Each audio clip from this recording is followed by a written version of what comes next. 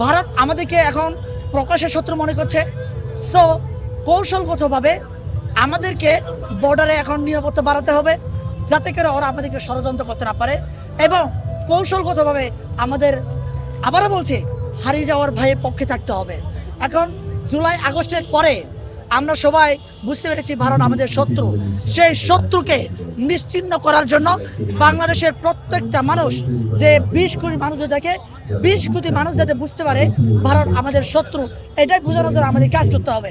এখন কিছুদিন আগে আমরা যখন গত 2-1 দিন ধরে আপনার ভারত পাকিস্তান যুদ্ধ চলছে, এই ভারত পাকিস্তানের সময় আমার কুলাঙ্গার ছাত্রলীগ, যুবলীগ, শ্রমিক লীগ বা আওয়ামী লীগের প্রেতাত্মারা এরা ফেসবুকে স্ট্যাটাস দিয়েছে ভারতের জয় জয়কার নিয়ে, পাকিস্তানের পক্ষে দিচ্ছে না। কিন্তু এই কুলাঙ্গাররা পারে না, আজও বুঝতে পারছে না ভারতের ষড়যন্ত্রের ফলে আজকে বাংলাদেশ নামক রাষ্ট্র হয়েছে পাকিস্তান থেকে বিচ্ছিন্ন হয়ে।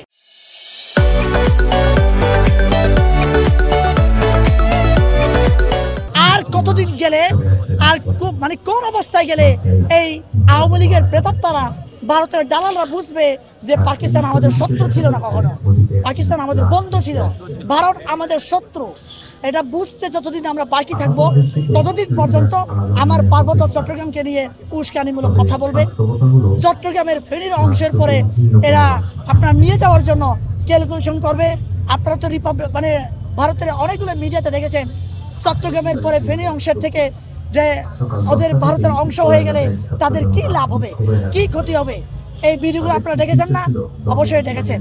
তাই আমি বলবো এই সমস্ত ক্যালকুলেশন যদি বন্ধ করতে চায় তাহলে ভারত বিদ্বেষী চেতনা আমাদের জাগ্রত করতে হবে। আওয়ামী লীগ বিগত 15 বছর আন্তর্জাতিকভাবে বাংলাদেশের মুসলমানদেরকে জঙ্গি নামে পরিচিত করিয়েছে। সেই মুসলমানদেরকে, শান্তিপ্রিয় মুসলমানকে যারা জঙ্গিবাদের ট্যাগ দিয়ে আন্তর্জাতিকভাবে পরিচয় করিয়েছে, এই দলকে যারা এস্টাবলিশ করতে চায়, যারা ফিরে আনতে চায়, তাদের কাছে আমার প্রশ্ন, আপনারা মুসলমান কিনা? আর যারা হিন্দু, তাদেরকে বলি আমি, হিন্দু ভাইয়েরা, আপনাদেরকে বলা হয় ভারতের দালাল, রয়ের এজেন্ট। এই ট্যাগটা কে দিয়েছে? এই ট্যাগটা মুসলমানরা দেয় নাই, এই ট্যাগটা অন্য দলের লোক দেয় নাই, এই ট্যাগ দিয়েছে আওয়ামী লীগ। সো আপনার হিন্দু ভাইরা, আপনারা যদি চান বাংলাদেশের নাগরিক হয়ে থাকবেন এবং এই যে ভারতের এজেন্ট, রয়ের দালাল, এই ট্যাগ মুক্ত যদি চান, আজকে থেকে গীতায় ধরে সাপোর্ট করেন যে আজকে থেকে আমি আওয়ামী লীগ করবো না। আর খ্রিস্টান বা অন্য ধর্মের যারা আছেন, বিশেষ করে আমার পাহাড়ে যারা আছে, মনে করে 1997 সালে 2রা ডিসেম্বর আওয়ামী লীগ চুক্তি করেছে, শান্তি স্থাপন করেছে।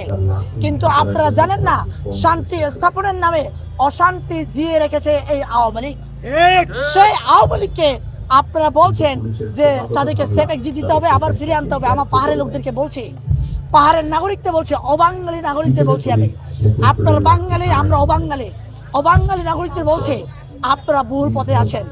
আওয়ামী লীগকে নিকৃষ্ট, জঘন্য রাষ্ট্রদ্রোহী সংগঠন হিসেবে বাংলাদেশ সরকার যে নিষিদ্ধের প্রক্রিয়া চলমান রেখেছে, এটাকে আমি সাধুবাদ জানাই।